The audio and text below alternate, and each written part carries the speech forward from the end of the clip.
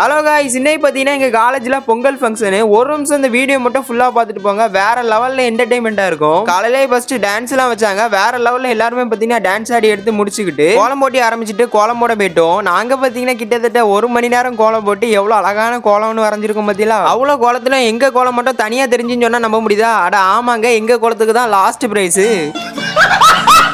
அப்படியே last price வாங்கிட்டு ஒவ்வொரு கிளாஸுக்கும் பொங்கல் விடும் பார்த்துடுங்க. அந்த பொங்கல் விட தான் வந்திருந்தோம். இங்க வந்து பார்த்தா ஓலையெல்லாம் போட்டு தீய மலமலன்ட்டு எரிய வைக்கான விட்டா பானையே எரிஞ்சு போயிடும் போல.